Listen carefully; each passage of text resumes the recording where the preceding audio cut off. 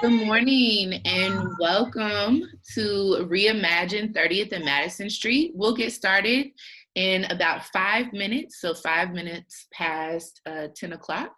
In the meantime, please enjoy the sounds that we have and just prepare for any questions that you may have.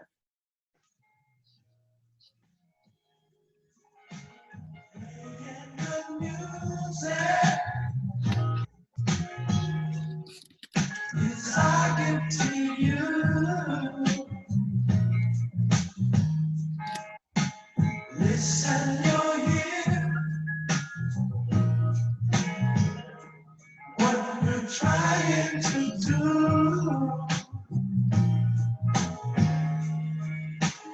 We sing a song, especially for you.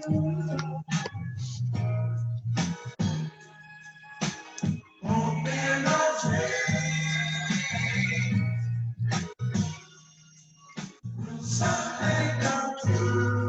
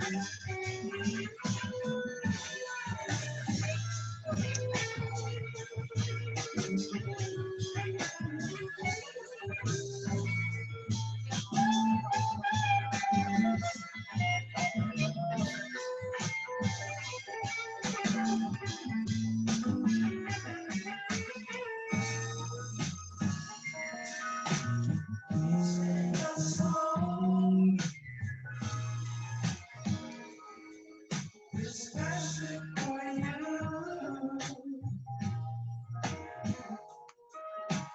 It tells a story of what we do for you. We sing a song, especially for you.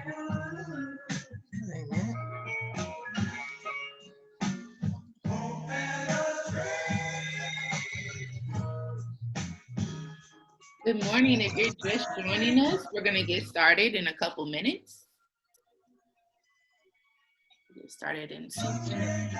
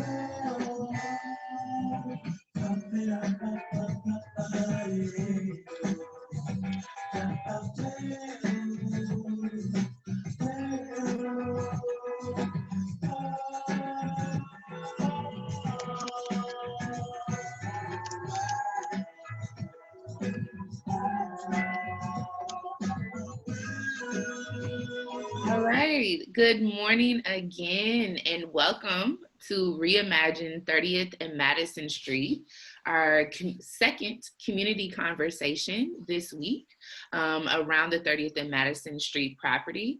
My name is Cassandra Webb, and I'm representing Russell, A Place of Promise, and really excited for you all to be joining us this morning as we talk about the property and hear from you all about what your vision is for 30th and Madison Street.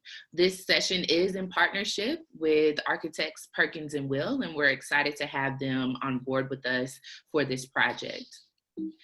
Before we get started, want to talk about just a brief overview of what we will do today. So one, we'll introduce the Russell Place of Promise team, or we call it RPOP for short.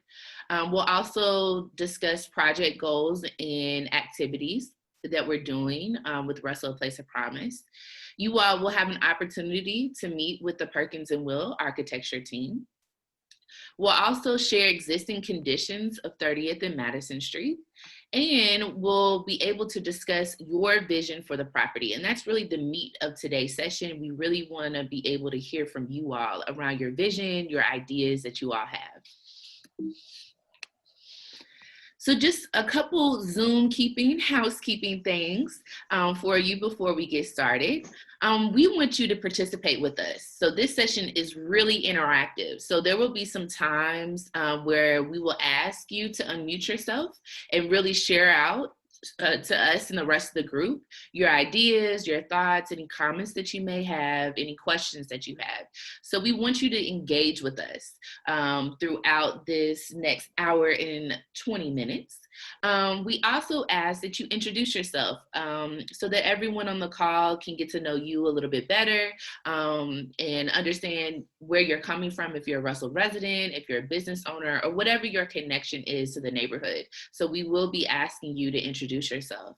While we are presenting and facilitating, or if someone else is speaking or asking a question, we do ask that you mute yourself while someone else is talking to eliminate background noise. If you're joining by the computer, there's a microphone button. It's typically at the bottom or the top of your screen. Or if you're joining by phone, you can unmute yourself so that everyone can hear you, or mute yourself when someone else is talking. This session will be recorded and posted on our social media pages. So if there's anything that you may not feel comfortable with, you can always turn off your camera. You can change your name if need be, but we do want to let you know that this session is recorded. We've already started that recording, and it will be posted on our social media pages. So we're going to go through, and the RPOP facilitators will be able to introduce themselves. So once again, my name is Cassandra Webb. I'm the Senior Associate of Strategy and Innovation for Cities United. And Cities United is a national organization that is working to reduce homicides and shooting rates amongst Black men and boys across this country, really working with mayors, city government, community partners, and young people in doing that work. But we're located here in Louisville, and that means we get to do some really cool projects here in Louisville that are focused on, that are place-based strategies. And so Russell Place of Promise is one of those projects that we get to work on. So I'll pass it over to Miss Jackie. Good morning. I had to fumble for my mute button this morning. I already had it on. My name is Jackie Floyd. I am the lead community outreach specialist with Russell Place of Promise. I am the one that coordinates the outreach activities in the community, whether it's door knocking or attending events or just taking a stroll through the beautiful Russell community to meet and greet our neighbors. Next to me on the picture, we have Daphne Walker. I don't think she's on this morning. She's our communication specialist. She handles all our media, Facebook, Instagram, and YouTube channel. She handles all of that. And the next I have Christian. Hello, good morning, everyone. My name is Christian Butler. I am a community outreach specialist, like Miss Jackie said. My focus is on the families and small businesses in Russell, and I would love to continue to connect with you all. So if you want to reach out to me, you can do that at christian@russellpromise.com. Hi, everyone. I'm Trayshelle Brown. I am also an a community outreach specialist. And I have some great initiatives coming up. If you have any children, please contact me at trayshelle@russellpromise.com. We have some creative things coming your way for the children of Russell. We also, like Miss Jackie said, we do a lot of neighborhood canvassing. So again, contact me at trayshelle@russellpromise.com and I'll get you squared away. And next, I have Teresa Zawaki. Thanks, Trayshelle. I'm Teresa. I am one of the co-leads for Russell, A Place of Promise. My area of work is over the place-based strategies, so things like housing, things like business development, and then the project that we're here to talk to you more about today, which is the Madison Street property. So I'm happy to be here this morning. And yes, so last on the slide is me again, but I'm gonna go ahead and pass it over to Miss Jackie so she can tell you all a little bit more about RPOP. Russell Place of Promise is a justice-based initiative focused on generating investments in the people and places that make the Russell neighborhood special.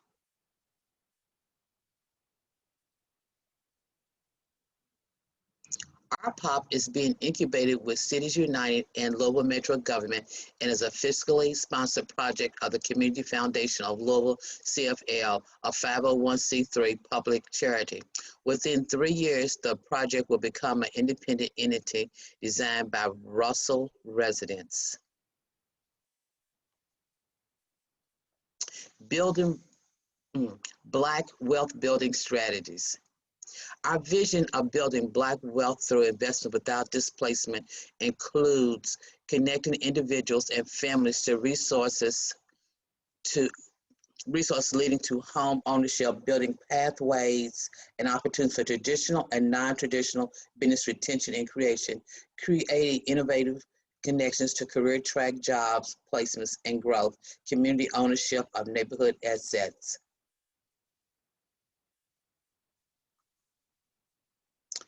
Community involvement. When we talk about community involvement, it's just not about we going into the community, having an event or two, get you to sign your name, and you never hear from us again. We want true community involvement. We want residents, business owners, community-based organization, faith leaders to be a partner with us in the Russell community, because it's about us working together to build a safe, healthy, and thriving community. So we need everyone's input.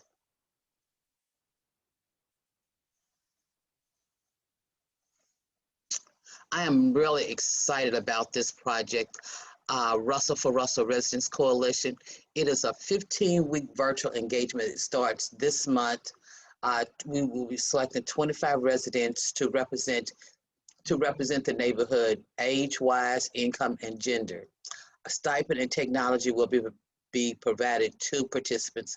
The agreement will create structure for shared decision-making, co-creation of wealth building strategies, and leadership with residents. It will be a living document updated annually with input from Russell residents.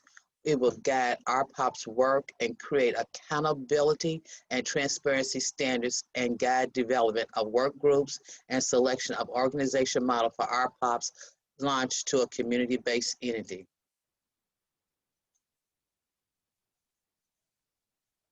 As Teresa mentioned before, the property on 30th and Madison Street, it is a 5-acre property across from the Urban League Sports and Learning Complex. It is currently owned by Louisville Metro Government, but committed to RPOP. The goal is to create a development with shared ownership and a variety of uses defined by Russell residents. Our process will lead to the creation of a work group to guide all aspects of the development process. And as you see from the picture, there are buildings. The building caught fire in June of this year, and the buildings basically have been torn down, and it's just flat laying right now.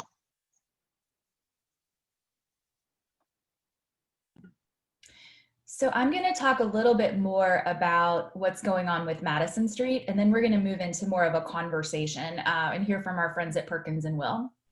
So this slide is really intended to just show some context of where things are in the world.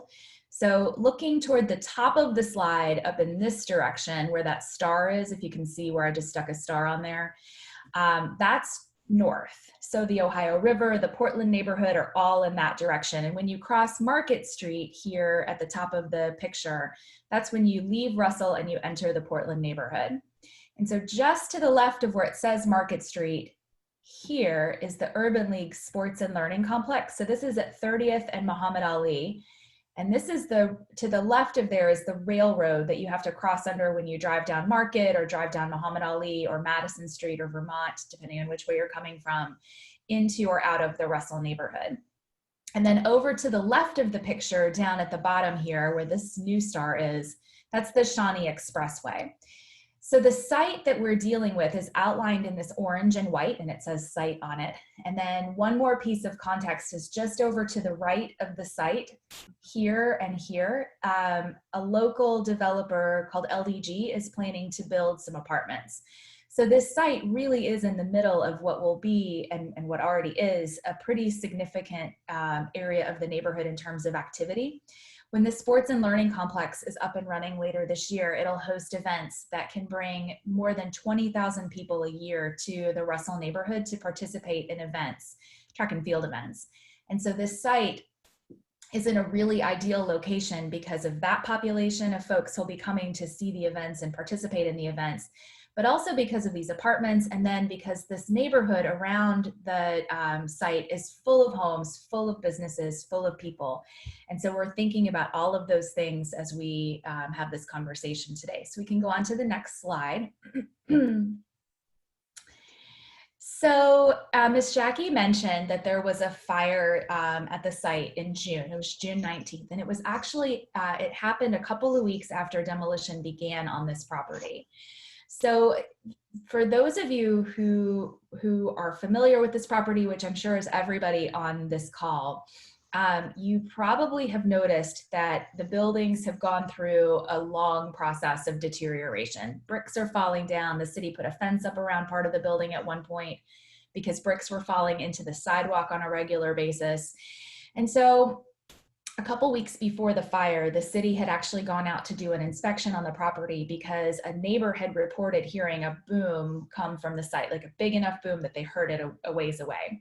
And so the city went out and did an inspection and found that the buildings had gotten to a point where a whole section of roof had separated from an outside wall. And the building inspector made a decision that because of that, because there had been, more problems with this big building at the front of the slide where the water's being shot, the one that's closest to us in the picture, that the buildings were in such bad condition that they needed to be torn down immediately to protect the public. And so the demolition had started, the fire happened as part of that process. Sometimes when you tear old buildings down, there can be fire hazards, and in this case there was. And so what we'll be left with on the site when all of this is said and done is in the picture to the right of the screen, or on the right of the slide. And so you can see the outline, this rectangular shape in the bottom right-hand corner of that outlined property. And that's where the buildings used to be. And then there's a brown area sort of up here, and that is the old parking lot. And I'm going to show you a picture in a minute of what used to be on that parking lot. And then there's this set of other buildings and to the left of the site. And these buildings, some of them you can see from the road and some of them you can't because there are trees and other vegetation that grow up around them. But that's another component of what used to be this big industrial complex on the block. And as part of the demolition process, all of those buildings are also going to come down. So what we'll be left with is a totally flat, site that will be covered with gravel for site maintenance purposes. And because we're having this conversation about development and expect it to move forward in the fairly near future with your support.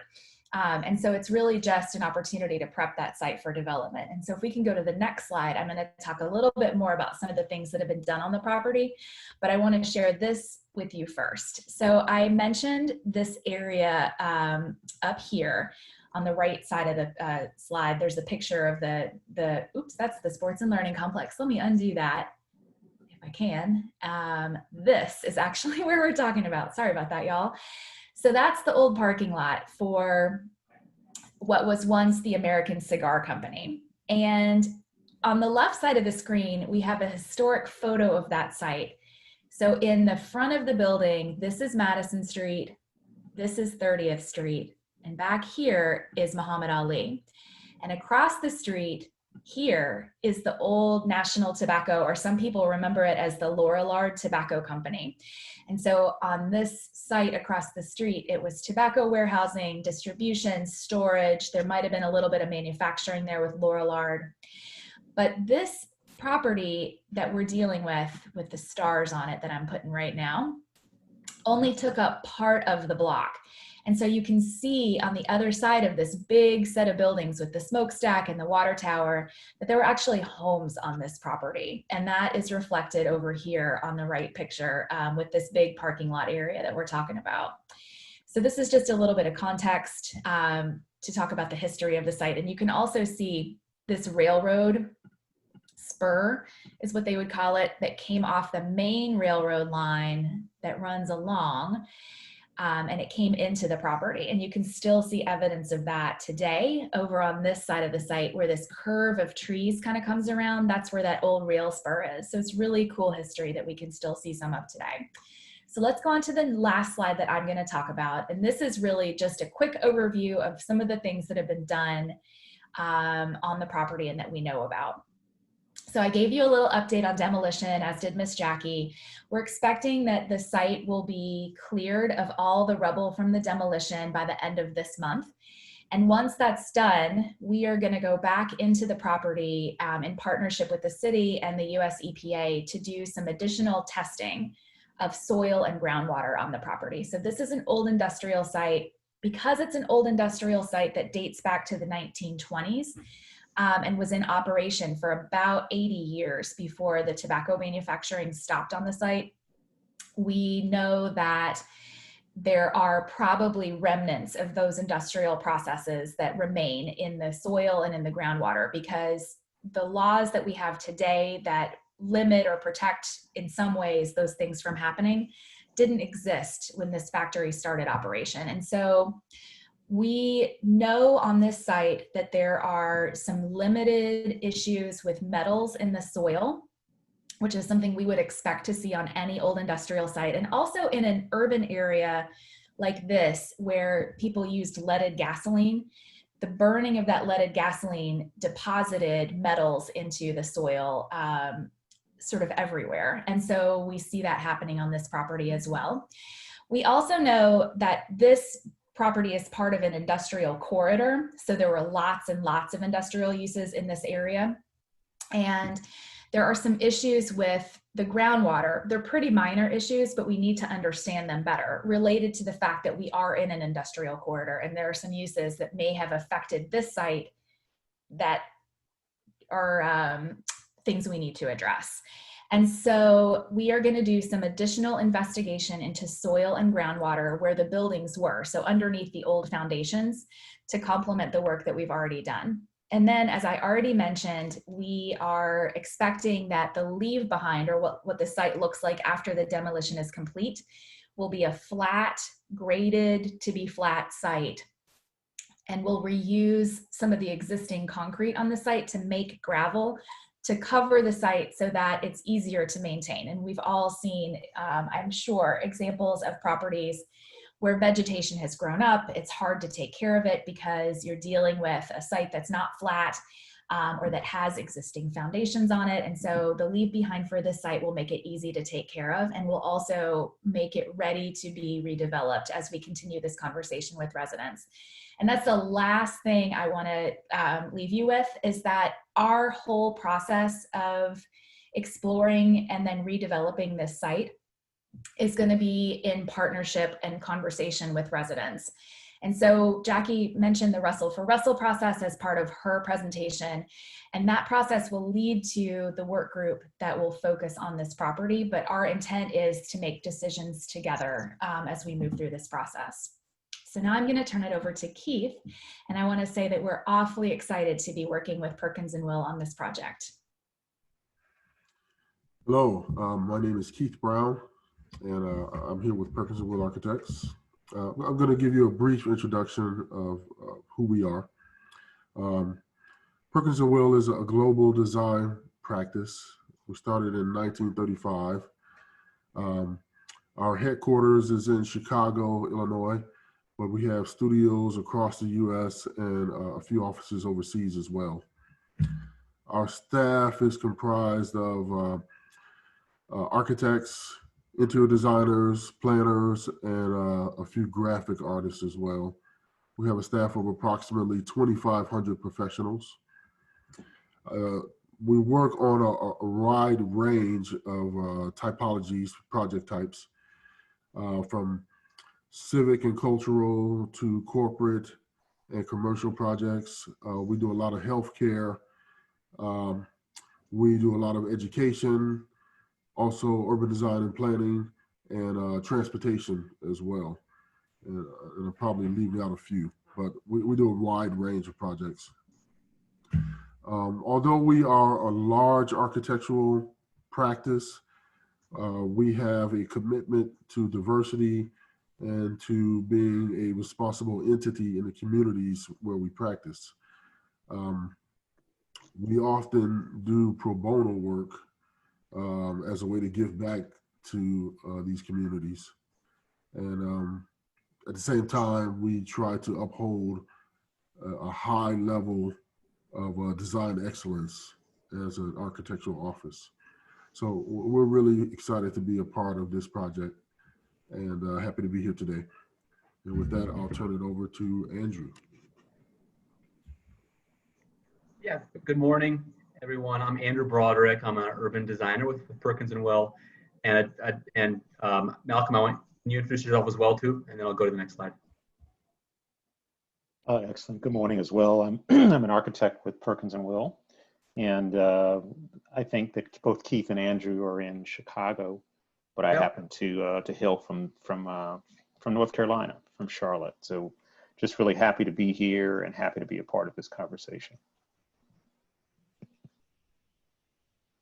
And I think Keith did a nice job introducing us, and happy to answer any more questions about our firm too.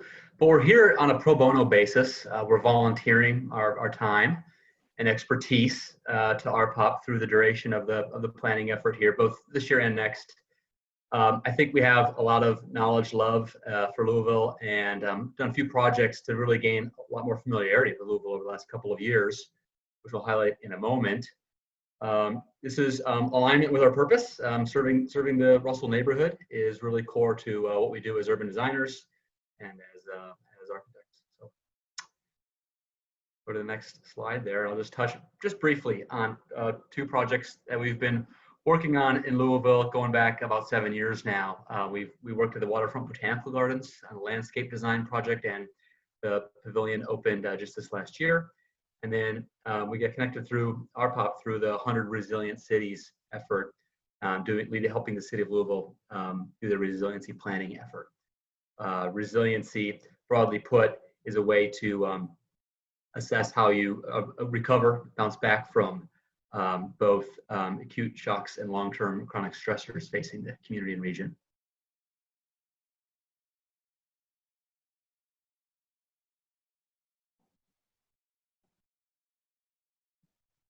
Malcolm, you're on mute. Yep. There you go. Thank you, Yep, guys. no It's interesting that Andrew mentioned sort of the shocks to communities and the capacity to be resilient, or the shocks to areas and sort of environmental things that happen. Part of what we also focus on in communities throughout the country, particularly communities of color, is another sort of shock, right? It's the shock of social change, justice, things like that, redlining, et cetera, that have impacted particularly communities of African American descent for a very long time in this country. But what happens to be most resilient is the spirit of the people. And the conversations that we endeavor to have around some of our key projects in that space have to do a lot with addressing that history and making sure that the culture of those communities is not erased or forgotten by the greater community. We do it best as a culture and as a people. And it's part of our job is to sort of help facilitate and have these conversations on the front end of a project to result in sort of the magic that is sort of so much about these communities. And so here before you have just a couple of projects of ours in communities similar to Louisville. In Emancipation Park to the right of your screen, which was property that was actually owned by two freed slaves in Houston way back. And over the years, that land transitioned and became sort of a public entity in a way, but still was sort of destined to be something much greater. And so about 5 or 6 years ago, we were able to, through similar conversations of what we're having with you all, to help transition that into a huge community asset, sort of acres and older buildings into something that is truly a gem with plenty of park space that's been reserved, but also addressing issues of wellness with swimming and exercising, but also setting itself up to be a place for community conversations. And community conversations must continue, right? And often out of these processes, it's joyous to sort of go back and find that that part of the fabric and part of the engagement process is still intact. To the left, perhaps on a much grander scale, but very similar underpinnings, is what we call Destination Crenshaw out in Los Angeles. Very exciting project. It's based and steeped in the arts, but it also will address sort of the grand history, the migrations of African Americans from the South to Los Angeles back in the 30s, 40s, 50s, and 60s, and looking at the contributions of those folks through athletics, through education, through politics, through arts and culture, to not just greater Los Angeles, but to the balance of the country, but also to the world. And if you can imagine all of the great contributions through our work, through enslavement, through tough times, et cetera, that in spite of many of those things, there were sort of these great contributions in each of our communities. Imagine this project in particular, knowing that LA was a leader of that through fashion, et cetera, of being able to kind of tell that story through built form. So this is just another example.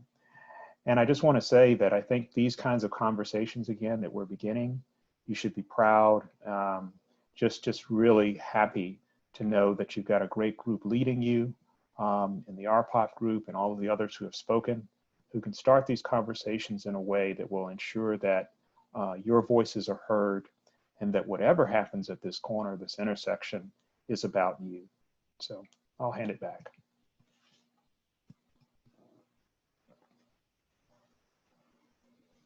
Thank you, Malcolm, Keith, and Andrew. We appreciate you all in this partnership as we really start this. This is our first conversation, well, our second conversation this week, but our first round of conversations with community members and Russell residents around reimagining what this space could look like.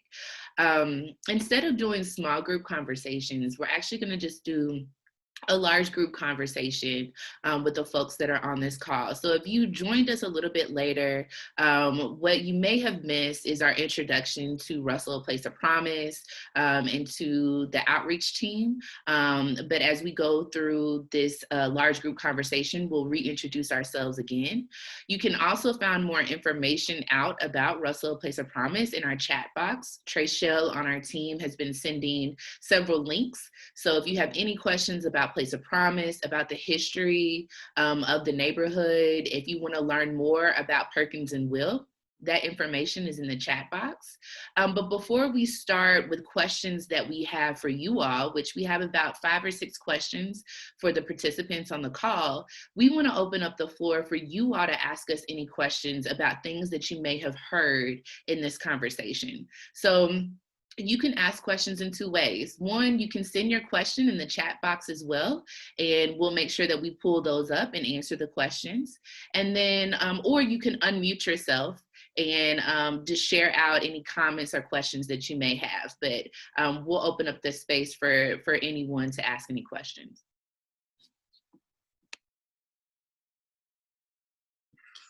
My question is,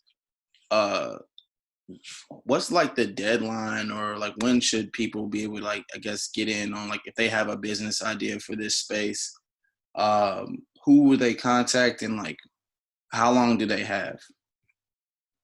Yeah, that's a great question. Is that Sean again? Yes. Hey, Sean. How you doing? Thanks for joining us this morning. So the timeline right now is that as we, this is our first conversation. We plan to have many more of these conversations over this next year. And we even also plan to do some on-site visits. So if folks are interested in looking at the site and meeting us down there and also asking more questions and sharing ideas, we'll share that information out with you all as well. But over this next year, we'll continue to have conversations. And those are the times where you all can share your ideas and ask questions. We also hope that if you are a Russell resident, that you participate in Russell for Russell, because that's the core group of 25 Russell residents that we'll really be working with over a 15-week period to not only talk about 30th and Madison Street, but just help us build out what our pop will look like over the next couple years. Because ideally, for this property, Russell Place of Promise would own this in partnership with Russell residents. And so we need to build out what that model looks like and make sure that that makes sense. And so those are the 2 ways that you can plug in, is 1, participate in these conversations as we have them, these open community conversations, or 2, to participate in Russell for Russell. If you're not able to participate in Russell for Russell, we will also have a work group, several work groups that will grow out of Russell for Russell. And we're hoping that residents will engage in those work groups. And one specific work group will be focused on the 30th and Madison Street development. So if you're interested in that, you can participate in that work group as well. And so those sets of residents and also experts, local and national experts in community development, will then build out an even deeper plan of how we go about with this project. Thank you. That makes sense. Thank you. Anyone else have any questions? This is Ebonique. I have a question. For the site, does it have to be one function, or can it be multifunctional ideas or themes there? Yeah, so we're hoping that it's going to be multifunctional. And that's going to be one of our questions that we ask you all right this morning, is what do you want in, would like to see or need to see on that site? And so our hope is that over the next few months that we kind of get some sectors, some big buckets of ideas that you all are interested in seeing at that site. So then that can help us with planning as well. So we'll get to that, get more detailed later this morning. Okay, and a second question, is there anything that can't be there? Not to my knowledge. I think we're open. Okay. I think we're pretty open right now. Yeah, we're trying to take in as many ideas as possible and just and figure out how they can work. Okay, thanks. Welcome. And I see Donald has a question. He's asking, what is the process for a hotel for this area? And so I'm going to lean on Teresa for this, but what I can say is that the Urban League has a proposed hotel to go on their site. I believe it's going to be a boutique hotel, but I think Teresa can provide some more information on that. I can. So the Urban League has always, and if we could go back a couple slides to the first one that I talked about, it actually shows where that hotel is slated to go on that property. So the Urban League has been in conversation about putting a hotel on the site. It's supposed to be able to host not only the folks who are coming to participate in events on the site, but also potentially to host smaller events on its own with some meeting rooms. And so if you, we're getting there. But the hotels go through an evaluation process when they look for sites, and it is based on, you know, demand. It's based on a set of criteria that in some cases is really specific to each of the hotel chains. With the activity that's being projected for the sports and learning complex and the fact, oh, this is perfect, thank you. So let me just put a little star on this really quickly. Here is where the hotel is slated to be, right at the corner of 30th and Muhammad Ali. And so it's a really specific process that every different hotel brand goes through to understand where they want to be. I'm not sure how big this hotel is supposed to be, and that'll be a conversation that is, you know, based on, again, those factors that I mentioned before. But because this area is pretty far from downtown, it's pretty far from the hotels that have been built down around the Shawnee Expressway, getting closer to Shively. Actually, not Shively, but further around than that. There isn't close hotel access to the activities that the sports and learning complex is going to host. So if folks are interested in hotels, we'd love to hear about that when we move into the next stage of the conversation. Thank you, Teresa. You're welcome. Are there other questions that folks have?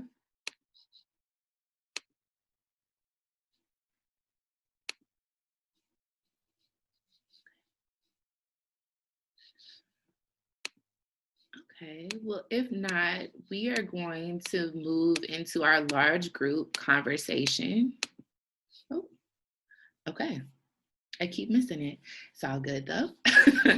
I'm gonna pull up some questions that we have.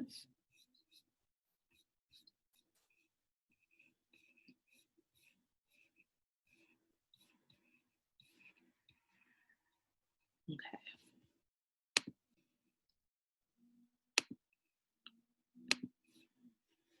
I have to clear out these stars on here. Okay. So one of the questions that we ask, and Trachelle has sent a question in the chat box as well. So if you are an existing business owner, please let us know in the chat box. But one of the big things that we have with Russell Place of Promise is really around investing in people and places of the Russell neighborhood.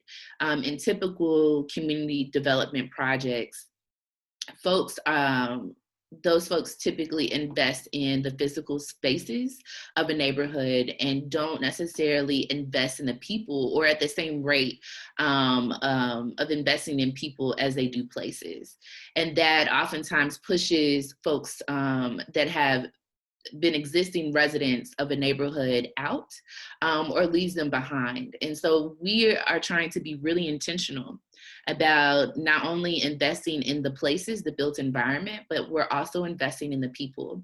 And so we have home ownership initiatives as well as workforce and job placement. And then we're also focusing on business retention and creation. So that's just a little bit more about our pop. But our first question that we like to ask people is, what do you love about the people and places in the Russell neighborhood? Our team members, there are a few of them that live in Russell, have formerly lived in Russell. And we as just a team just have a huge heart for the Russell neighborhood. And so we always enjoy hearing from others about what they love about their neighborhood. So if you would like to share, please unmute yourself again, or either send what you love about the people and places in Russell in the chat box. Well, I'll go first. Russell is historic. If you want to talk about Black history in Louisville, we're talking about historic Russell. And if you talk about the civil rights movement and all the people in Louisville, I knew those people personally as a child because I grew up in Russell. And that is not being addressed by the city. It's being torn down, it's being obliterated. But you take away and you tear that stuff down, and you're tearing down the history, the Black history of Louisville. And I'm talking about the civil rights icons. I'm talking about the business owners. I'm talking about the people that got out of World War II and settled in Russell. I'm talking about the Black people and tried to build it. Thank you. And can you introduce yourself and tell us if you are a Russell resident? Yes, my name is Catherine. I'm a lifelong Russell resident. My parents bought the house that I live in September 1st of 1946, right after my father got out of World War II. So my parents were not born here, but World War II brought them to Fort Knox. There was no room at the base for my mother, so she lived in Louisville. What was that noise? Oh, that's on my end. That's on my end. You can keep going. Okay. All righty. So they always meant to move on, but they never did, and they ended up dying here. But I was born here. But anyway, my parents bought that house September 1st of 1946. So I'm still there, and that says that we have an almost 75-year history in Russell, right there in the same place. My father had a business just 2 or 3 blocks up. May Street Kid was the House of Representatives. She lived 2 or 3 streets up. The man that was the doorman at the Brown Hotel lived 2 or 3 streets up. And the whole thing is, you think, well, that's not that big of a deal. Back in the 40s, that was a big job for a Black man to be the doorman at the Brown Hotel. Right on my block is a house that was owned by one of the original owners of the Black Business District at Muhammad Ali. And of course, we know that the city tore that down, and those businesses never recovered. Now, by the time I came along, that man was already dead, but I knew his widow and I knew his dog. So anyway, I have a commitment to Russell. I refuse to be moved from Russell. There's history there. There are churches there, but we need to acknowledge, and that's the other thing, the people that bought Russell, the people that moved in, spoke about my father who got out of World War II. Right there at Fort Knox, my father trained a Tuskegee Airman, okay? So his name was Lee Archer, okay? And talk about the history of the people that settled in Russell. My mother was an educator in the old city school system and then later Jefferson County Public Schools. She taught Muhammad Ali's brother right there at Salisbury Elementary School. So back in those days, my mother didn't drive, and the teachers had to visit with the students at their home. And so my father drove my mother to Muhammad Ali's childhood home and sat outside while she went in there to visit with his parents and his family. So my history in Russell goes back at least 2 generations, 75 years. Now, I'm not that old. I always want to tell people that I'm not that old, close, but close, but not that old. But we can't destroy it. We can't industrialize it. We can't, as an African American, we can't let our history go to the wind. We already did that once with the Black Business District. I think we would have learned our lesson, and we shouldn't be doing that in 2020.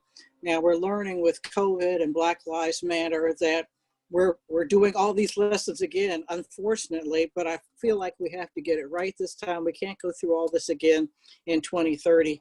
We have to do it right this time and honor where we were. And there's so much to build on. There are a lot of good people in Russell. We're just not getting support. Wow, thank you, Miss Catherine.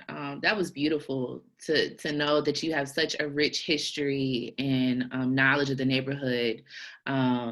And I would love, and I think the rest of the team would love to hear more about your ties and the history that you know about the neighborhood so that we can document that in this process. I think that is exactly on point. We want to build on the already rich history that is Russell and the people and places that have been making it so special to this day. And right now we're really in a crucial time for us to honor that history and to not let that be lost in this process. So I appreciate you joining us this morning and sharing that with us. Yes, Russell is my home. Thank you. Thank you. We have a couple other people that have contributed into the chat box.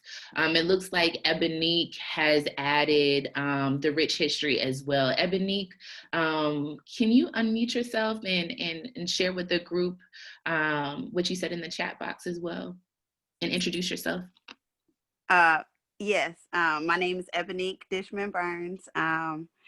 I've lived between Russell and Shawnee since birth, pretty much. So I'm 47 now, so that's a lot of time. And I've seen a lot of changes. When I talk about the rich history, I think about the neighborhood watches and watching the neighbors looking out for one another, having a calling tree, making sure if they see something, suspicious to let the other know. A lot of that's died out, unfortunately, with, a generation that was my grandmother's generation. And so that would be nice. We still have some of those people still in the neighborhood, and I like that.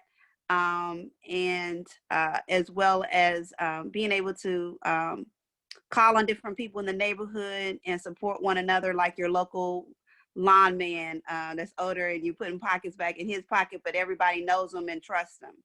I'm also have raised my children in Russell for most of their lives. My oldest is 25, and been a part of different community conversations and projects. Believe if you live in that community, you should help build it and then be a model for other communities. Let's see, what else did I say? I'm trying to remember everything I just typed. I see. Yeah, that's pretty much it. And just the way that would like to see things come back in the community that we used to have, and liking the new ideas that's coming together now. Well, thank you, Ebonique. You're welcome. And then we also have Donald. He added some things to the chat box as well.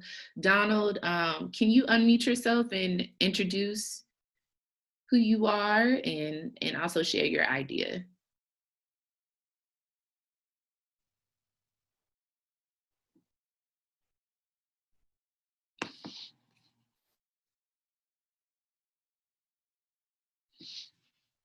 If not, I can say it. Can you hear me? Yes. Yes. I'm kind of new to to virtual meetings, and I'm going to be a little slow on accessing the various forms of this type of meeting. But anyway, I grew up in this neighborhood. I was born in Russell neighborhood.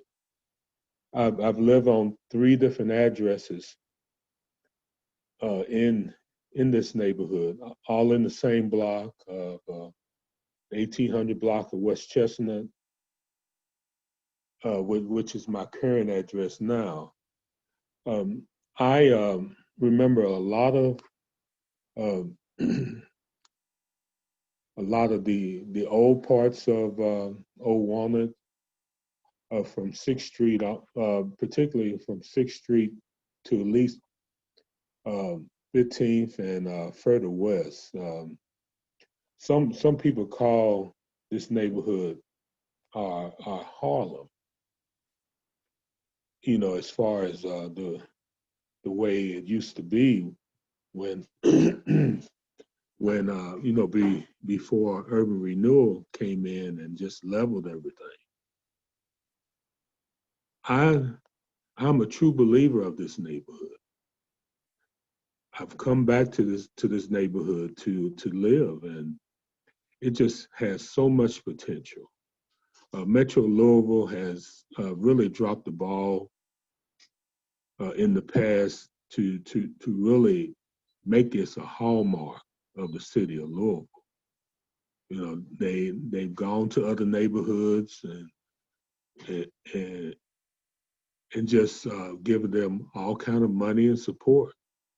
So hopefully in the future, the same can be done here on a grand scale, because there's so many homes have been leveled. This situation over on Elliott Avenue is really disturbing to me. But I have hope that the right people can come down here and really do this neighborhood well. You know, it's little pockets of promise, but I want the promise to reach the entire neighborhood. Thank you for my time. Thank you, Donald. We appreciate you joining us this morning as well.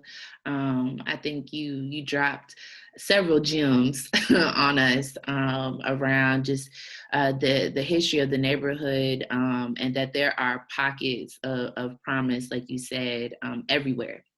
And although there has not been investment in the neighborhood that has been, you know, really led by the people of the neighborhood. I think with Place of Promise, we're trying to change that and really do it in partnership with residents. And I just appreciate you as well as the other residents for joining us in this call this morning. I think the problem with Russell has been that we have investors, and they're people that live somewhere else, but then they come and bring whatever they don't want in their neighborhood to my neighborhood. Mm-hmm. So you have people that, well, the guy across the street has, you know, sex offenders, drug addicts, all that, but he lives in Florida. He goes to sleep at night. The guy next door has a $500,000 house in Floyd's Knobs, Indiana. He doesn't live in Russell, but he wants to bring a halfway house to my neighborhood.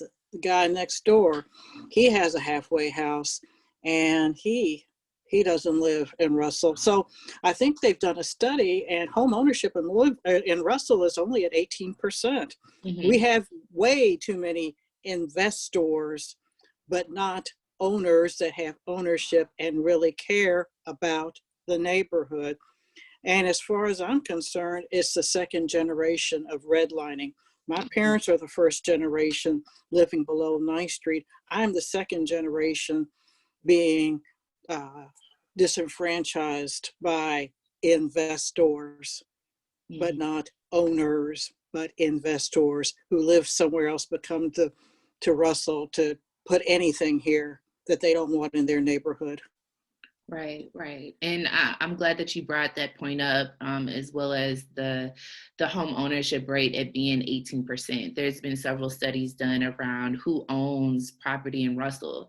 And you can see that it is outsiders from the neighborhood or outside the city, really, that own pieces of Russell. And so I think that there is energy there, just from the conversation that we're having today and the plenty others that we had with residents around how do we ensure that there is ownership amongst us, to ensure that those folks that are investing or owning property, that transitions, and we see that over the next several years in the neighborhood.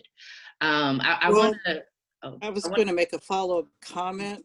Mhm. Basically, one of the stumbling blocks for on my block why we can't get home ownership is because of the halfway houses. No one wants to move their family there. No one wants to move their children there because there are too many halfway houses. The guy that at the Urban League who does housing will not put families over there. He says there are too many halfway houses. Basically, the city is killing my block. We've identified 8 illegal halfway houses on one city block. Anytime you do that to one city block, you're killing it. And let me tell you, that doesn't happen anywhere else in Jefferson County, nowhere else, but it's happening in Russell. That's unconscionable, and I have to put that on the city. I'm sorry, I'd have to. Mm-hmm. Can I say something, Cassandra? Yes. It's Christian. Okay. So again, I'm Christian with Russell, a Place of Promise. That's actually one of the things that I love about working for RPOP is that we have this term, it's called investment without displacement, right? And so I had never heard that before I came to RPOP. And what that means is that, like, when we're coming in the community, when we're working with partners like Perkins and Will and different developers and partners with different initiatives that we have going on, that means that we're going to come in the community and our investment doesn't look like gentrification. We see that Russell is already a place of promise before we come into the neighborhood. I just so happen to live in the Russell neighborhood, so I'm getting it from both ends. Like, I'm working here and I'm living here, right? And so when we say investment without displacement, that means that, we're coming in, we're partnering with the community. We're not bringing you anything that's saying, oh, well, we think this is going to make it better. We think this should be at 30th and Madison. No, we come in and we're saying, hey, what is it that you want to see? What is it that you want to see improved? What is it that you want to see preserved? So I just wanted to highlight that about Russell, a Place of Promise. We do our outreach a little different, and we do our investment way different than what happens in other parts of the city, like you said, Miss Catherine. Thank you, Christian. And thank you, Miss Catherine. I want to make sure that we capture the voices in the chat box. It seems like a couple other points were added. So Harlem of the South, feeling nostalgic. Ebonica's added creativity, especially to create beautiful things out of the resources we have to work with, never stopping us from growing no matter who we are or how much money you have. Which is a great addition to this conversation. I want to make sure that we are keeping on with time. And so I'm going to send the second question in the chat box for folks. What connections, if any, do you have to the warehouses or property? So for example, if you had a family member or you knew of a family friend that used to work at the warehouses, we would want to know that. If you remember seeing the property vacant for years or you have any other memory to the property, please let us know. But send that in the chat box. I want to make sure that we get to question 3 so that we can really hear from you all what the wants and needs that you what you would like to see at the site. So I want to make sure we get to that question. But if you could put question 2 responses in the chat box, and then we'll move down to question 3. So what would you like to see at the site? And I would like for other folks that may not have shared yet to please share, whether that's in the chat box or to unmute yourself. We have a few others that we haven't heard from. So if you can share, we would like to hear from you.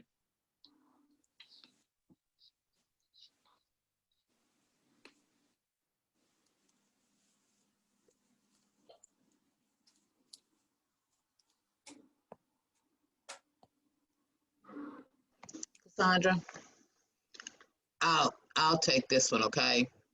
Uh, I am a Russell resident, and as a senior in the community, what I would like to see is somewhere that we can gather, that people just can run into each other. Because what I've noticed in the community, we don't have anywhere that people can meet or just go to large crowds. We run into each other at Kroger's, we run into each other at the park, but we just don't have anywhere we just can go and hang out and have a cup of coffee and talk to our friends and say, hey, meet me at 30th and Madison for a cup of coffee, or I'm going to be over there today for a couple hours. We don't have as for lack of a better word, for a place to just hang out with your friends and talk to your friends, especially the seniors. Thank you, Miss Jackie. And can I just say, this is Trey Shell from the Art Pop team. As a West End resider, born and raised, and a former Russell resident, it's just important for me to see beauty and just aesthetically pleasing materials. I know if we go further out, we see a lot of innovative images around us, but for us, we see the same square block type of structures. So I'm just more interested in the aesthetic of it all. I want to hear the ideas, because of course that's what's going to bring the people there and bring the investments, but I'm just looking forward to seeing beauty.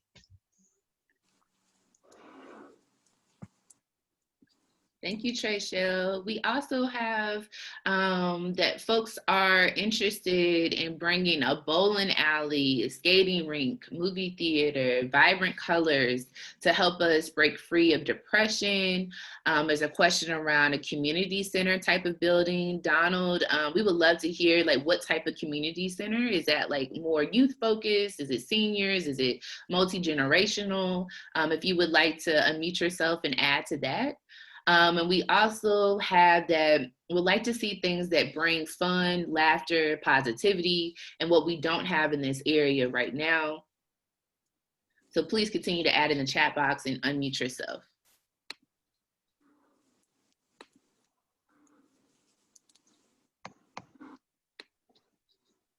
I know people have talked about or spoke about the just bringing beauty into the neighborhood, but I love the word preserve, like preserving what's already there. I feel like Russell is like a beautiful part of the city.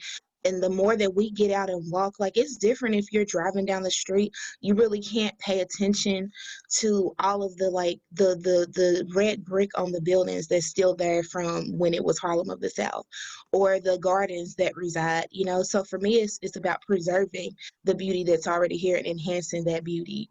Like, you know, maybe more of the community being involved in the different gardens that reside in Russell and things of that nature. But yeah, You I know, think, sorry, go ahead. no, you go ahead, I'm done. I was just going to say, I have to agree with what you say. On Chestnut Street, you've got 3-story Victorian mansions. You know, I live in a house with a ballroom. You know, that stuff needs to be rehabilitated. Case in point, look at old Louisville. Look at those mansions. They rehab those mansions and people live in them, and they become a sought after spot, you know? So Russell doesn't need to be torn down. Russell needs to be preserved. I agree with you. Mm-hmm. So it looks like that is also echoed in the chat box as well. Preservation, preservation, preservation. And also adding to the natural beauty of the neighborhood. So adding more trees. We got a floral shop, which I definitely would love a floral shop. That's my thing. But we also have a community center that has non-traditional hours. So in most community centers here in the city, they close around 8 or 9 o'clock. It seems like it go beyond just that time frame, as well as on the weekends. A non-traditional community center that has events and activities. Preservation is progression. So it sounds like just a vibrant area. So it has the colors, it has the history tied into it, but it also has some modern design. And it's really a vibrant place for the community. Okay. This is Mr. Duncan coming up. When I was a child here, right down the street from me was the Plymouth Settlement House. That was our neighborhood community center. And the community center that I'm referring to is pretty much what encompasses all the positive ideas that the group has been speaking about this morning.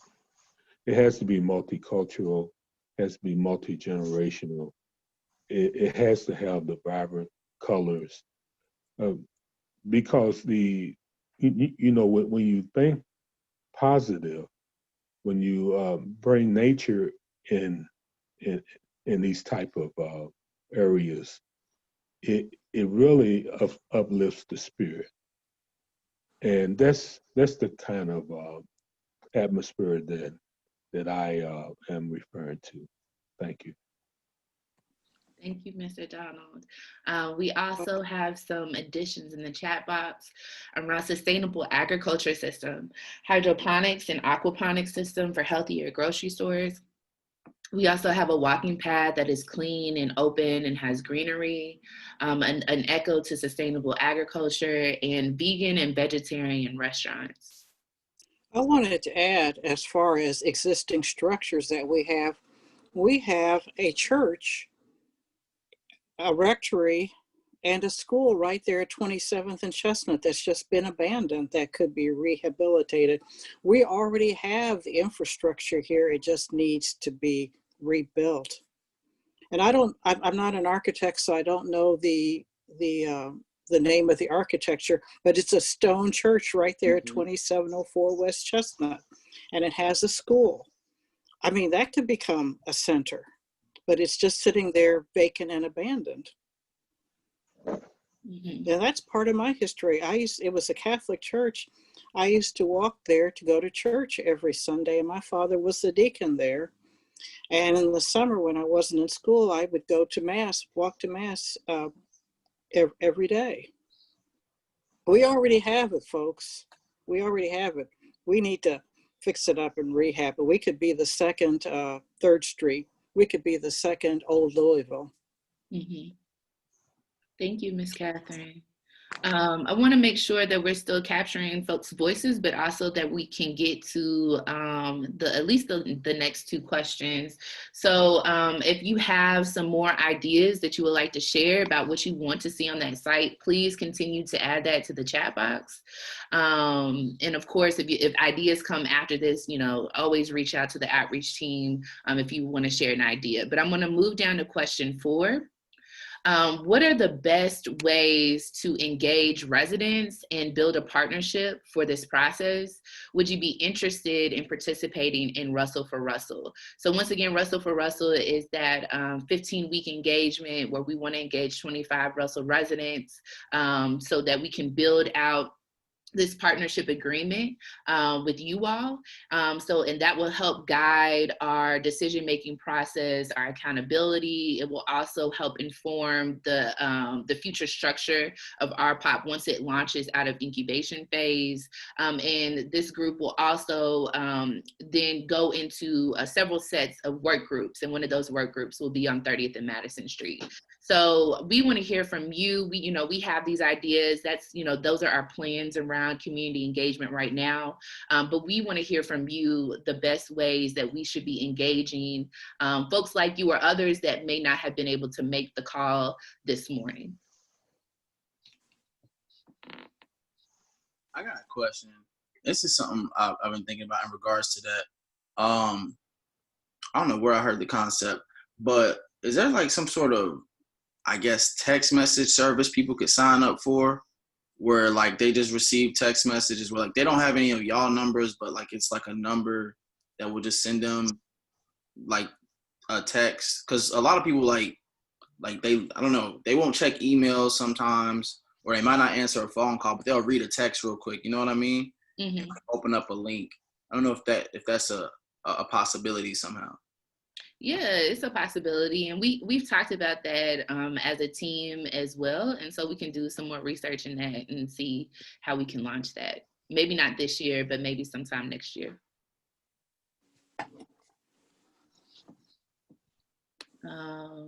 There's some other ideas. Social media, news stations, showing real engagement happening in Russell and how to be a part of it on a weekly basis, weekly or bi-weekly basis, so that people see hope versus tragedy more. Yes, and changing that narrative. Yep. So I want to take the time to say, if anyone is not following Russell, A Place of Promise on our social media, just to tap into what we have going on. We always have engagements going on, different virtual programs, and just posting resources. When we're out walking, we might post a video of us out cutting up. So just keep up with us on our social media, because we're trying to change the narrative of how people see Russell. Yeah. So yes, please follow us. That's the best way to stay up to date with what we have going on a daily and weekly basis. And also, if you all can share that stuff that we're also posting, that helps, elevate and push our message out a little bit more and gets more folks engaged. The outreach team also does weekly neighborhood walks. So you'll probably see them walking around with their orange shirts or their white shirts with RPOP on them. That's another way that we engage with folks. So you may have seen them out and about, or either received a door hanger. That's from the RPOP team.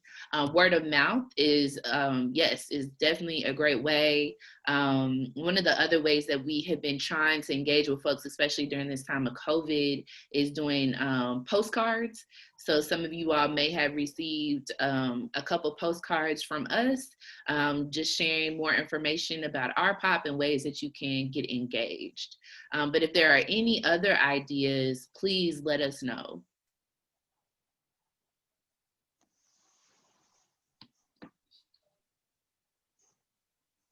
Thanks, Sean. The flyer and postcards. Daphne on our team is our communications person. She just joined our team about 6 weeks ago, and so we're excited to have her on board, and she's been helping us build out our communication strategy and our marketing materials. So please continue to think about ways that we can engage with community. Once again, we really truly want this to be a partnership. We want to, and Russell for Russell is one of the major ways that we are building out this partnership. But if there are other ways that we can engage with you all and build out that relationship, please let us know and continue to add in the chat box. I am going to move down to question 5. And this question, we have already talked about a little bit of this, but we want to hear more from you all. What do you foresee are challenges for this process of developing this site? What do you see are challenges? Well, what immediately comes to mind for me is, I'm guessing this is coming from our current mayor. Well, we don't know how long our current mayor is going to be our current mayor. He does have an expiration date of 2 years. Okay, we know that for certain, but it could be less than that. So I'm kind of wondering, what's the end game? What's our timeline? And that would inform basically what I would recommend.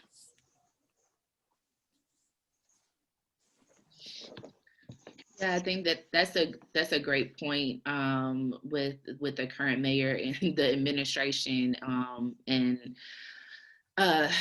yes, that's definitely noted. I think for the RPOP team, and because this project is being incubated by Cities United and Louisville Metro, we have been very diligent about monitoring and making sure that we are putting agreements in place to ensure that beyond this mayor's administration, that this is a project that is actually supported by the city, beyond whoever is in leadership at the time. And so that's important for us, not only just the mayor within the mayor's position, but other folks in city government that are that will pave the way for the work that we're doing. So I appreciate you bringing up that point. It's definitely on the top of mind in a part of our decision making. Yeah, this is Teji. I'm not from Russell, but I'm actually working right now on building a couple gardens in Russell. One with Sean Treese in the Black Market, and then another one off of 30th in Vermont with Chad. But I think the biggest challenge in not just this site, but in general with Vision Russell is having laws in place, having policies in place that make sure that Black people aren't going to be able to be displaced out of there. The Vision Russell goal stated that it was about economic and demographic diversity, bringing that to the Russell. And with 90% of the Russell being Black and around 60% being below the poverty line, we know who that diversity means. So my constant worry, especially when we're talking about aesthetics and bringing all of these type of things to the neighborhood, is, are we building those things for the residents that will live there in 10, 15, 20 years?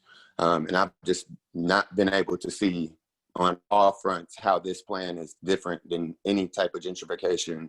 It seems like more of just a slow road process like they did to Over the Rhine in Cincinnati. I've seen nothing that has convinced me that this isn't gentrification in the same form, same right as any other cities going through, or even like what we saw on the east side of downtown. Yeah, thank you, Taylor, for sharing that and sharing that concern. I think as being a member of the RPOP project team, and also working closely, like full staff with Cities United, I think as a team, we are paying very close attention to those policies and those laws that have harmed Black residents in the past and continue to harm them now and moving into the future. As we continue to do our work, we're paying close attention to how those policies need to shift and to change or to be eradicated altogether to allow true Black-led, Black-focused, and Black ownership happen in the neighborhood. I share the same concerns with you around ensuring that that this investment that's coming into the neighborhood does not push people out, because we have seen quite a bit of folks already leave with Beecher Terrace coming down. And so we want to, it's our mission with RPOP is that folks that have once called the neighborhood home, whether that's Beecher or they lived elsewhere else in the neighborhood, are able to come back and afford to come back and also benefit from the investment that's happening. And those that have still stayed in the neighborhood because they are able to, because they want to stay in the neighborhood, are also beneficiaries and partners on this build out for Russell Place of Promise. I also want to make sure that I am calling out the things that are in this chat box. So Donald has shared that one of the challenges is apathy to the current situation, which can be defeated with positive love and respect, love and light, funding to sustain our ideas, investment without displacement.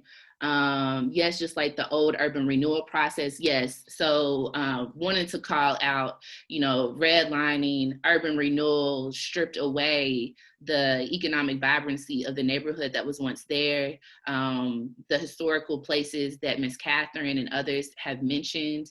Those policies have stripped away what could have been the potential for Black wealth building for Russell. And Russell is not alone, unfortunately. There are many other cities across this country like DC, Oakland, Philly that have experienced historically Black neighborhoods in those cities that have experienced the same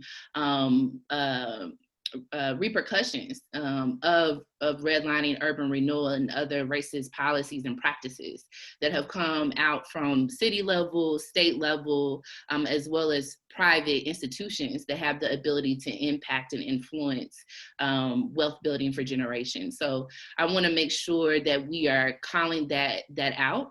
And that as a collective, as we move forward with Place of Promise, that we're keeping that in the forefront of the work that we're doing, that there is harm that has been done and that is continuing to be done.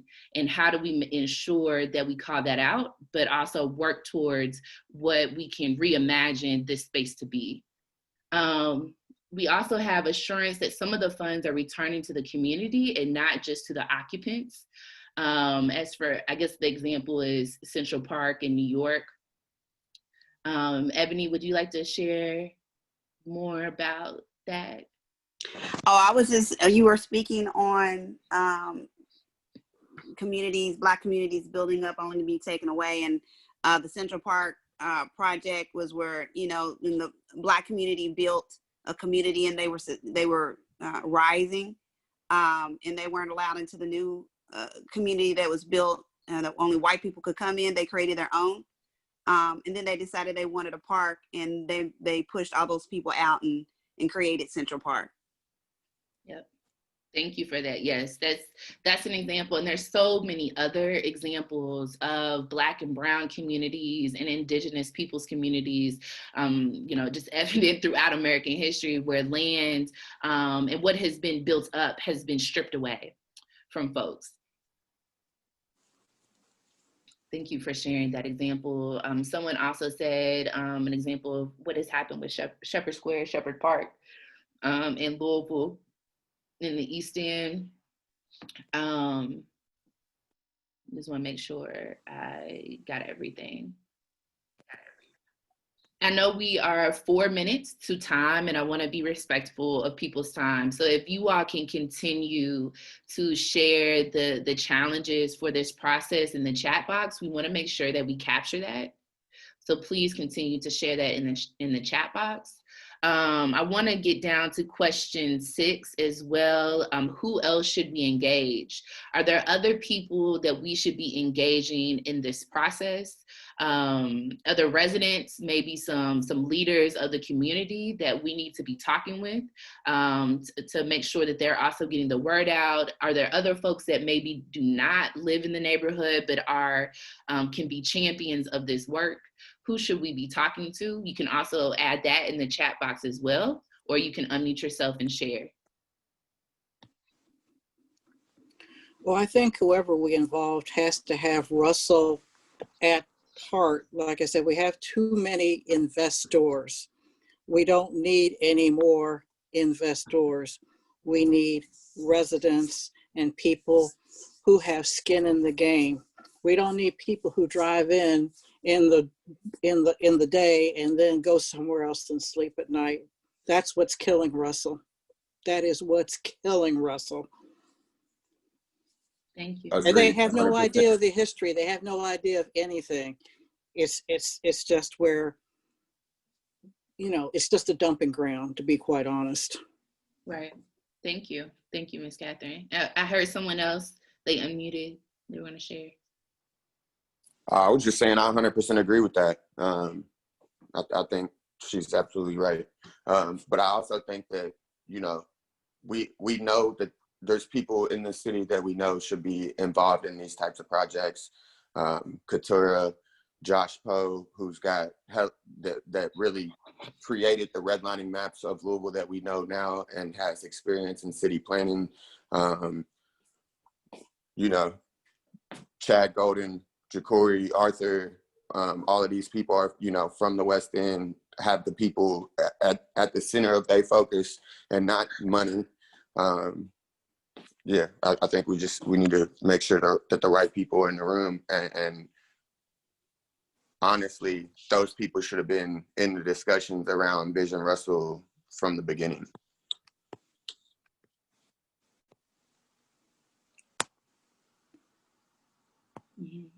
And can we just highlight that RPOP is not a part of Vision Russell. Russell, A Place of Promise, is its own entity.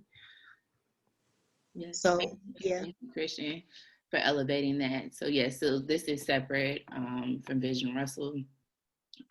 They are not connected, only that, through LMG is being an incubation partner, and LMG being connected to that as well as several other initiatives. But outside of that, we do not have the same plans as Vision Russell, nor are we a part of their plans. So thank you for that point of clarity. I didn't realize that's confusing to me. Mm-hmm. How many entities are we talking about here? I hear at least 3. Are there 4, 5, or 6? So Russell, A Place of Promise is being incubated by Cities United. And Trachelle, can you drop that link again in the chat box? So it's being incubated by Cities United. So most of the staff members that you hear on the call are all Cities United staff. At least I don't even know who Cities United is. I have no idea who they are. Yes, Ms. Catherine. So we're going to drop that link in the chat box. So Cities United is a national organization that supports mayors and city government and community partners, as well as young leaders across the country, to create safe, healthy, and hopeful communities while also reducing the homicides and shooting rates amongst young Black men and boys. We approach our work through a public health lens, understanding that there are root causes of violence that need to be addressed, everything from housing disparities to education to healthcare, mental and physical health. Those things need to be addressed in order for us to see a reduction of violence. Although our work is national, we're located here in Louisville. Our office is actually right at 18th and Muhammad Ali. That's also the Russell, A Place of Promise office space. And our work, because we're located here in Louisville and because we work with city governments, we're able to do a couple different projects that are focused here in the state. And one of those projects is Russell, A Place of Promise. So yes, it is in partnership with Louisville Metro government. I'm a Cities United staff. Miss Jackie is Cities United staff. Trachelle, as well as Daphne and Christian on our team, are Cities United staff. And we are, as a team, focused on making sure that investments are happening in the people of Russell, that our people in Playside are in conversation at all times, and that it's a reciprocal relationship, and also that we are having conversations with Louisville Metro and holding them accountable, and also making budget and policy recommendations so that we can ensure that, yes, we're not only just doing individuals and family work, but we're doing systems change work. So that's our Cities United's commitment and responsibility for Russell, A Place of Promise. And just to clarify again, Vision Russell is not associated. We do understand there's so many different projects happening in the neighborhood that it is quite confusing. And so that's why we try to make sure at the beginning of any event or activity that we do, that we clarify who we are and what our goal is. And also, I just want to add on to that. So it is an incubation phase, Russell, A Place of Promise, but it is going to be rolling out in 2 to 3 years and become its own standalone entity that is going to be decided by residents like you on the call and other Russell residents. We want this to be resident-led, resident focused. And so that our Russell for Russell in conversations like this is the process to get that going. But we do want everything with our RPOP to be led by residents, to be owned by residents of the community. And that's what makes us different than some of the other projects. You know, I hear everything you're saying, and the problem I see with that is there's no accountability. There are plenty of cracks for stuff to fall through and fingers to be pointed if things don't work out. Well, it didn't work out. Well, it's that person's fault. It's that entity's fault. How is anything going to get done if there's no overriding authority, if there's no one to be held accountable for results, for setting goals, for measuring, for attaining that? I mean, I see this as just people running around a football field with no goal, just throwing a ball, but not really getting a whole lot done, but spending a lot of time and money. And Russell's already been through that. Okay, Miss Catherine, you know, I am a Russell resident, and we've talked several times before. And as I've always mentioned, I tell any of my neighbors that as Russell residents, that we have to hold not only our POP, but we have to hold these other agencies accountable when they come into our community. It's a partnership. This is our community, our choice, and our voice. We have to be at the table. We have to speak out. We have to be present. If we have to demand a seat at the table. We have to write letters, and we've been successful in eliminating stuff in the Russell community. Remember the Family Dollar, when they wanted to sell alcohol products? We came together as a community and said no, and they did not allow those licenses. When there was going to be another liquor store at 18th and Broadway, we stood together and we said no, this is our community. We want what we want in the community. So it's about us. You know, we don't have to wait for somebody else to come into our community to hold the agencies accountable. As residents, we need to hold the agencies accountable for what they're doing. And that's why, like I said, I work for Russell Place of Promise, but the reason I started working for Russell Place of Promise is because they told me it was going to be a partnership. And from what I see and what I'm doing, we are creating partnerships in the community with the residents about how we should operate in this community and what the residents want in this community. But in order for us to hold anybody accountable that come into our community, we have to be present and we have to speak out and show up. Thank you, Miss Jackie. I appreciate you sharing that. And also, Miss Catherine, I appreciate you sharing your concerns around accountability. As Miss Jackie has said, I'll just echo that, is that this is part of our process. That Russell for Russell is a part of that partnership and building out that accountability structure. We are aware that we need to make sure that you all are holding us accountable as residents. And residents, as well as business owners, Black business owners in the neighborhood that we are working in partnership with as well, that they need to hold us accountable. And so we want to be sure part of that accountability is full transparency. So that's why we start from the beginning of sharing who we are, what we're trying to do. If we have not been clear about that, please feel free to reach out to either myself or someone else, a member of our team, so we can have another conversation, whether that's one-on-one or have another large group conversation. But if we are not clear at any time, if you all have questions, if you all have concerns, we are here to answer those questions, to talk over the phone, to email, whatever it is. But we are very much aware that accountability, decision-making needs to be a part of this process along the way. We are over time. And I want to say thank you for everyone that joined us this morning, for sharing your ideas, your thoughts, your questions, your concerns. We appreciate it. Before we close out, I do want to hand it over to Perkins and Will. If you all, from the architect team, if you all have anything to add, please do. Can I say one more thing real quick before we close it out? Yeah, is that Tay? Yeah. Yes. I have a great amount of respect, and I've worked with a lot of y'all, and I've known y'all for a while.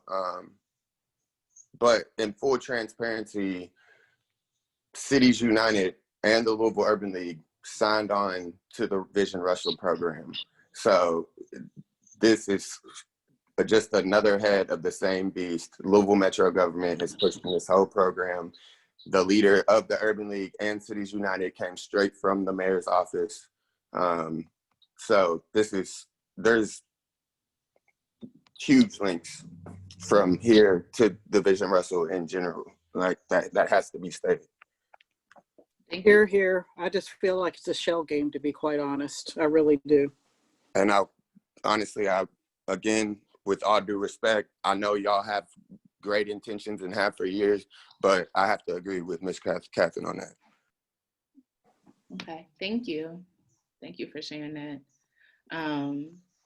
I want to make sure that if any other voices have any concerns or thoughts or opinions, to please add that in the chat box or either reach out to the team afterwards, and so that we can talk and flesh that out as well. I'm going to real quick. Can I just ask a question? Is there a way, because like Tay said, most of us know him or have some sort of relationship with him. What can we do as an organization to be seen more transparent? Because on our end, we believe that we're being transparent, and we want to make sure that we have you all's respect and know that we're being truthful. So what can we do on our end to be that and to have that? You don't have to answer now, just email us.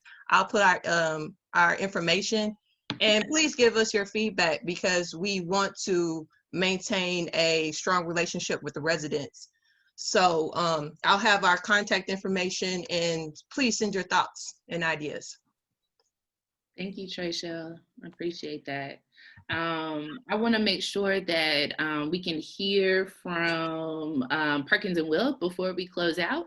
And then also I'll turn it over to the rest of the team so that they can share any closing remarks as well.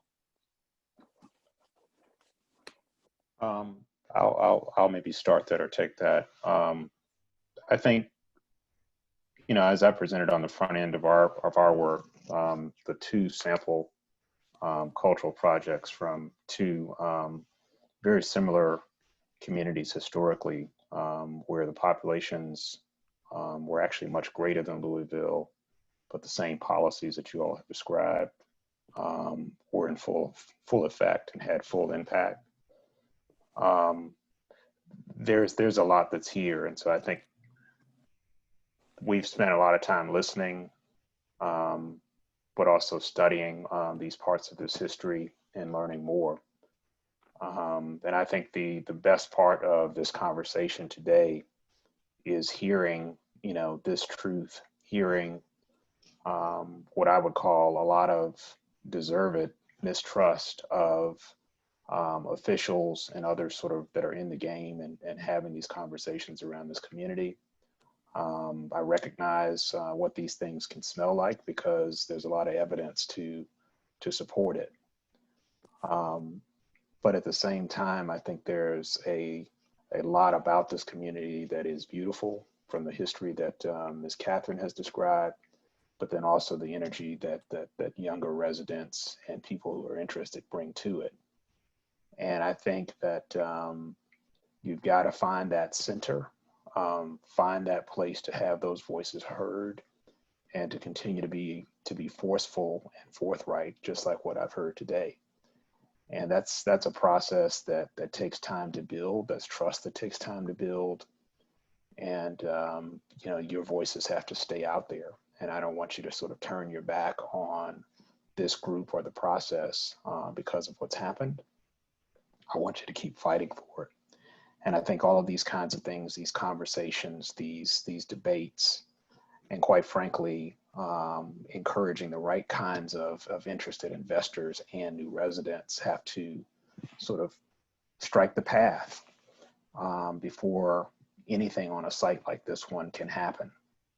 I think it's an important site in this community. It's a large swath where a lot of undesirable things could happen without sort of the investment and input of both an organization like this one, but also the connectivity to the residents. And I think you need to pay really close attention to what this group is saying, but also the city officials, to make sure that something of this magnitude, this size, doesn't result in something that is in part negative. And I also encourage everyone to give a lot of thought to something that we didn't perhaps give every voice on the call rights to today, but the really positive and rich things that are a part of the community right now. You know, these things about walks, these things about gardens, and reaching out to neighbors needs to be a present of mind. That's a history and legacy that goes back a long time. That's part of the culture, that's part of the energy. And I encourage everybody to kind of keep that in mind, because it may not look the same ultimately as it did 30, 40, 50 years ago, but that's what sort of informs the underpinnings of community.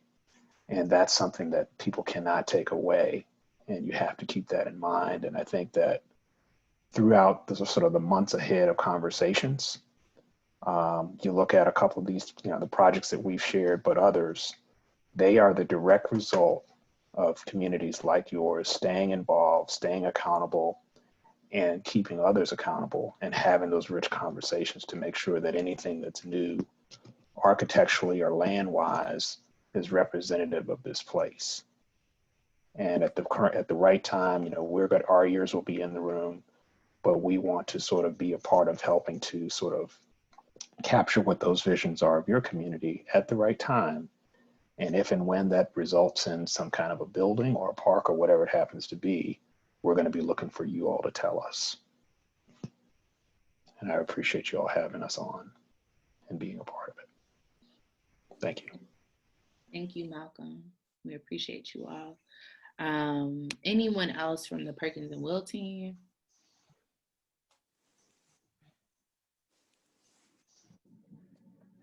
No, this is Andrew Broderick. I just couldn't have said it better. So thanks. Thank you. I'm going to pass it over to the RPOP team. Do y'all have anything you want to add? Okay, Miss Jackie. No, you go on, Trishelle.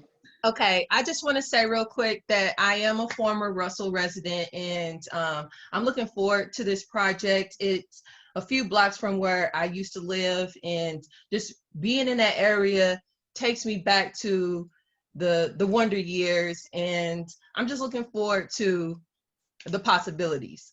And if we continue to think higher, vibrate higher, because I'm all spiritual and whatnot, I think that we will have a different outcome.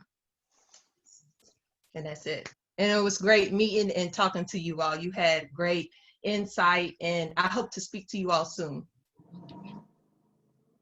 Thanks, Tracia.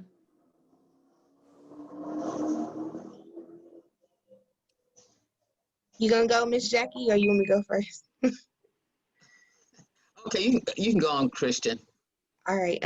Well, I just wanted to say, y'all know how I am. I'm real, I'm transparent. But I am a Russell resident myself. So as we are building out the relationship and the partnership with the Russell residents, just remembering to show each other grace.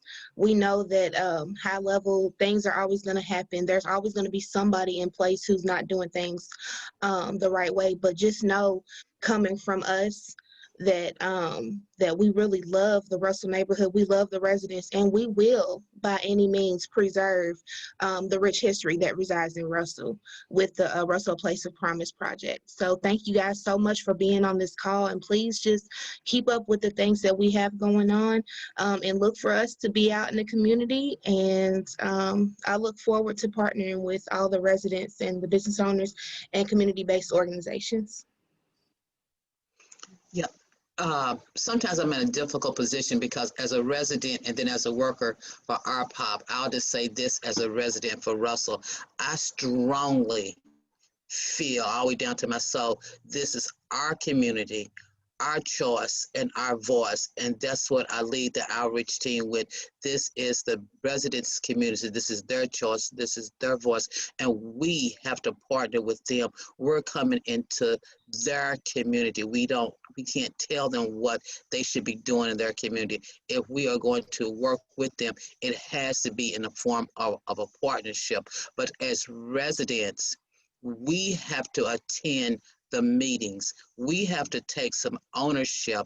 We have to be out there saying, this is our community, our voice and our trust, what we want in our community. First things we have to do, we have to vote. We have to do the census. We have to attend meetings. We have to be on the board and commissions. We have to send in the interest form for R to let people know that this is our community and we are a part of our community and we want this in our community. That's it. I'll stop preaching now. Thank you, team. Thank you, Ms. Jackie, Christian, and Trayshell for your last words. And I just echo what the team has already said. I really do encourage folks that are Russell residents that live, that are in the neighborhood on a day-to-day basis to really to reach out to us and continue to participate, to continue to attend, to ask us those hard questions.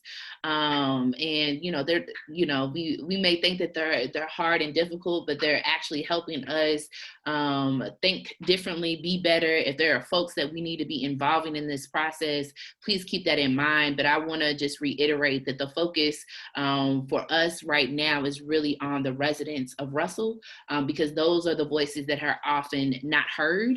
And there are folks on the outside that are oftentimes louder than the actual residents of the neighborhood.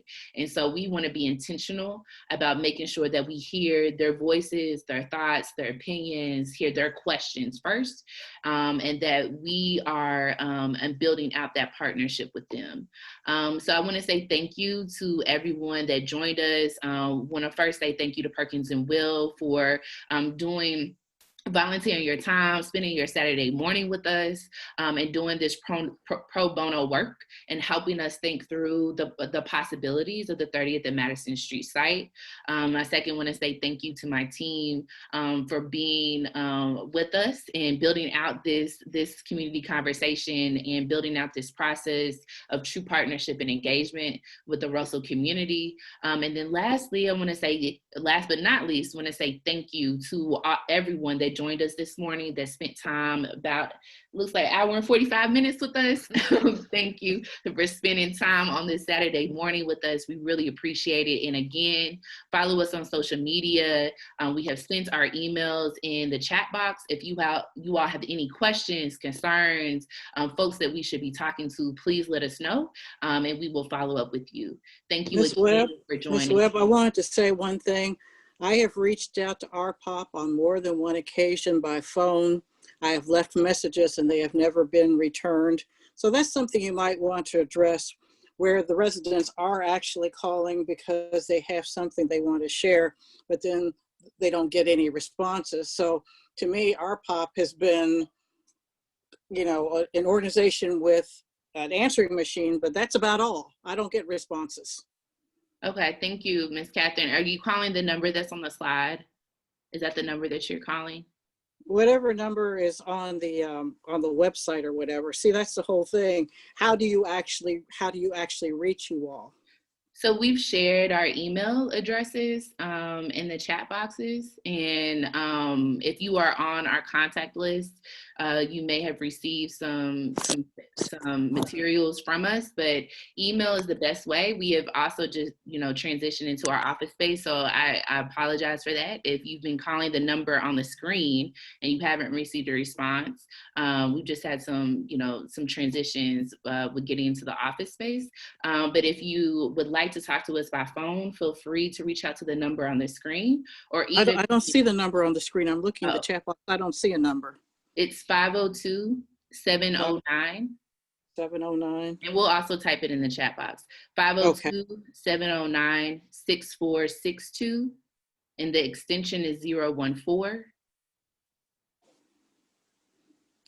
Okay, go ahead and put it in the chat box. Okay.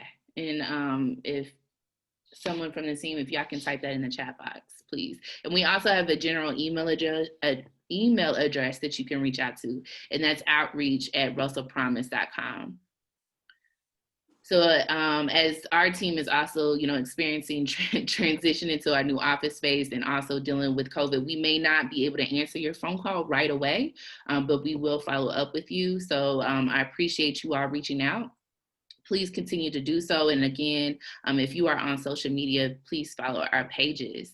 Thank you for joining us this morning.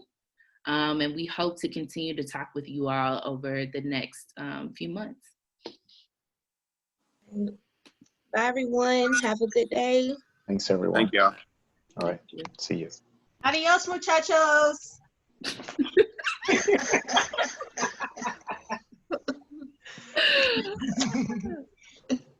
Yes, this was a great meeting. Thank you all for coming out. Thank you. So, bye-bye. Bye. Okay, I'm moving around a little bit. Okay. Thank you for joining us, Miss Catherine. We'll talk to you later. Okay, and I may be calling you because there are a couple of things that have come up that I really wanted you all to be involved in. I'm trying to type this stuff in before the chat box goes away, but that's what I'm doing here, because once you get off the call, the chat box goes away. Unless you want to email it out. Catherine, Catherine, I'll text you the telephone number right now, okay? Oh, okay. All right. Because Okay. like I said, I'm trying to type this all in because, once I get off the call, the chat box is gone. Okay, I'm sending it to you right now, Catherine. Okay, great. Thank you. Thank you. Thank you. All righty. Oh, 64662. Yeah, I love chat boxes. It's just that once they're gone, they're gone. All righty. And there were a bunch of what do you call it? Email addresses. I'll send it to you. Yeah, I didn't get a chance to write all those down. Okay, I'm sending it to you right now. I'm typing it in right now. Yeah, and there's something I need to talk with you about, Jackie, too, when you have some time. Okay, I'll call you in a while, okay? In a few minutes. Okay.